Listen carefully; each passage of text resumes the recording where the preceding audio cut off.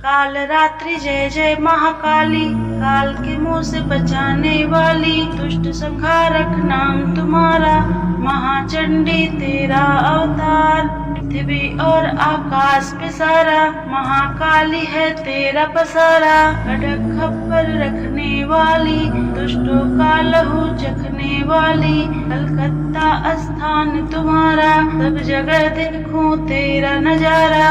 सभी देवता सब नर नारी, गावे स्तुति सभी तुम्हारी। रक्त दंता और अन्नपूर्णा, कृपा करे तो कोई भी दुख ना कोई चिंता रहे ना बीमारी, ना कोई गम ना संकट भारी, पर कभी कष्ट ना आवे। महाकाली माँ जिसे बचावे, तू भी भक्त प्रेम से कह, काल रात्रि माँ तेरी जय। सभी बोलिए प्रेम से, काल रात्रि मैया की जय। साथियों, माँ दुर्गा की यह सातवीं शक्ति काल रात्रि के नाम से जानी जाती है, अर्थात जिनके शरीर का रंग घने अंधकार की तरह एकदम काला है। इनके नाम से ही पता चलता है कि इनका रूप भयानक है। सिर के बाल बिखरे हुए हैं और गले में विद्युत की तरह चमकने वाली माला है। अंधकारमय स्थितियों का विनाश करने वाली शक्ति है काल रात्रि।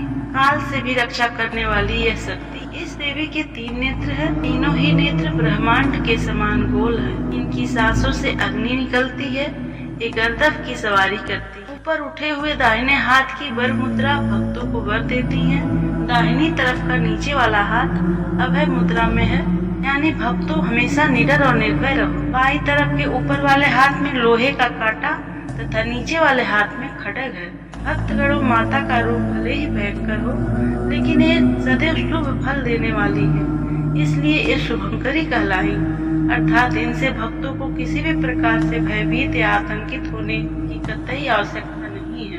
काल रात्रि माँ की उपासना करने से ब्रह्मांड की सारी सिद्धियों के दरवाजे खुलने लगते हैं और तमाम असुरी शक्तियाँ उनके नाम के उच्चारण से ही भयभीत होकर दूर भागने लगती हैं। इसलिए दानव, दैत्य, राक्षस और भूत प्रेत उनके स्मरण से ही भाग जाते हैं।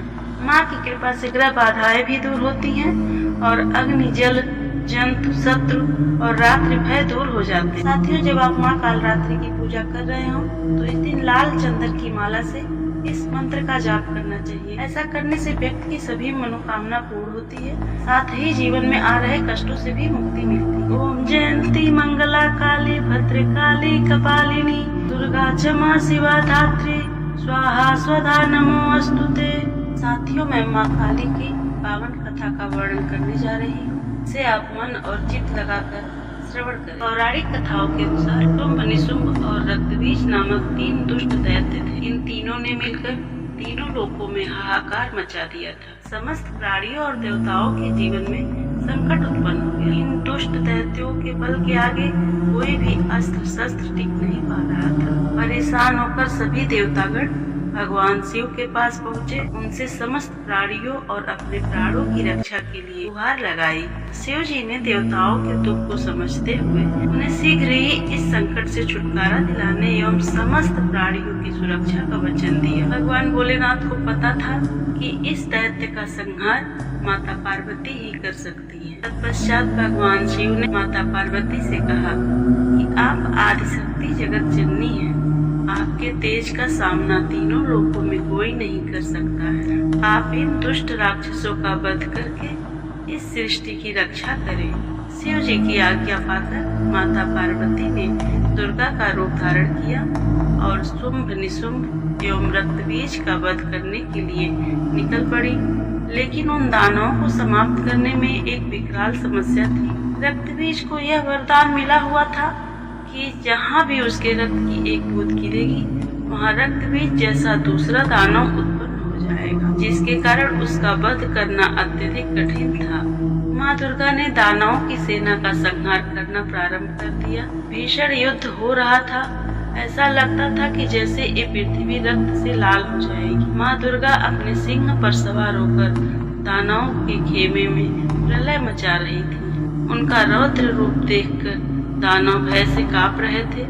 चारों तरफ रक्त और शवों का अंबार लग गया था। सभी दानव काल के गाल में समा गए, परंतु अभी तो रक्तबीज का वध करना बाकी था। माँ दुर्गा जब भी रक्तबीज पर प्रहार करती, वह हंसने लगता और जहाँ भी धरती पर उसका रक्त गिरता, सैकड़ों रक्त बीज पुनः उठकर माता से युद्ध करने लगते।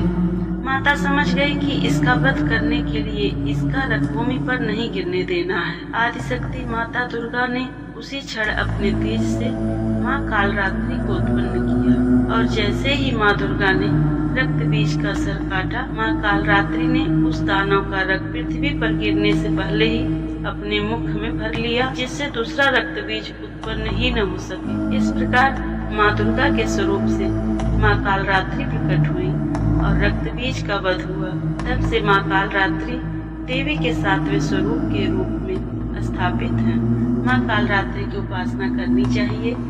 यम नियम संयम का ध्यान पूर्वक पालन करना चाहिए।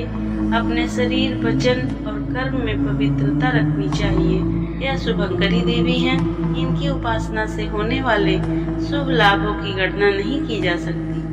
साथियों, यह थी माँ कालरात्रि की कथा। माता के स्वरूप को अपने मन में अवस्थित करके मानव को संपूर्ण निष्ठा भाव से पूजा करने के बाद अंत में हमें अपनी गलतियों के लिए माँ से क्षमा प्रार्थना अवश्य कर लेना चाहिए। तो साथियों, यह थी माँ कालरात्रि की पावन पौराणिक कथा। उम्मीद करती हूँ कि माँ की यह कथा आपको बहुत ही अच्छी लगी होगी। साथियों, जुड़े रहें श्रेष्ठ धर्म गंगा से और मेरे चैनल को सब्सक्राइब करें, वीडियो को लाइक करें। हर हर महादेव।